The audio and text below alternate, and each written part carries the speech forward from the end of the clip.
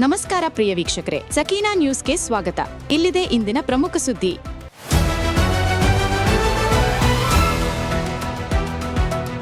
ಶಿವಮೊಗ್ಗದಲ್ಲಿ ಜಿಂಕೆ ಮಾಂಸ ಮಾರಾಟ, 3 ಅರಣ್ಯ ಇಲಾಖೆ ಬಲೆಗೆ. ಹೌದು ವೀಕ್ಷಕರೇ, ಶಿವಮೊಗ್ಗದಲ್ಲಿ ಅಕ್ರಮವಾಗಿ ಜಿಂಕೆ ಮಾಂಸ ತಂದು ಮಾರಾಟ ಮಾಡುತ್ತಿದ್ದ 3 ಆರೋಪಿಗಳನ್ನು ಭದ್ರಾವತಿ ವಿಭಾಗದ ಅರಣ್ಯ ಇಲಾಖೆ ಸಿಬ್ಬಂದಿ ಬಂಧಿಸಿದ್ದು, ಸುಮಾರು 20 ಕೆಜಿ ಜಿಂಕೆ ಮಾಂಸವನ್ನು ವಶಕ್ಕೆ ಪಡೆದಿದ್ದಾರೆ. ಪ್ರಮುಖ ಆರೋಪಿ ಪರಾರಿಯಾಗಿದ್ದಾನೆ. ಕಾಚಗೊಂಡನಹಳ್ಳಿಯ ಆರ್ಮುಗ ಪ್ರಮುಖ ಆರೋಪಿಯಾಗಿದ್ದು, ಸದ್ಯ ನಾಪತ್ತೆಯಾಗಿದ್ದಾನೆ. ಸೀಗೆಬಾಗಿಯ ಮುನ್ನ, ಸುರಗಿತೋಪಿನ ಚಂದ್ರಶೇಖರ್ ಹಾಗೂ ಹೊಸಸಿದ್ದಾಪುರದ ಮೂರ್ತಿ ಬಂಧಿತ ಆರೋಪಿಗಳಾಗಿದ್ದಾರೆ. ಜಿಂಕೆ ಬೇಟೆಯಾಡಿ ಮಾಂಸ ತಂದು ಮಾರಾಟ ಮಾಡಲಾಗುತ್ತಿದೆ ಎಂಬ ಖಚಿತ ಮಾಹಿತಿ ಮೇರೆಗೆ ಅರಣ್ಯ ಇಲಾಖೆ ಸಿಬ್ಬಂದಿ ದಾಳಿ ನಡೆಸಿದ್ದರು. ಮಿಲಿಟರಿ ಕ್ಯಾಂಪ್, ಬಸ್ ನಿಲ್ದಾಣ ಹಾಗೂ ಸಂತೆ ಮೈದಾನದ ಬಳಿ ಮಾಂಸದೊಂದಿಗೆ ಆರೋಪಿಗಳನ್ನು ಬಂಧಿಸಲಾಗಿದೆ.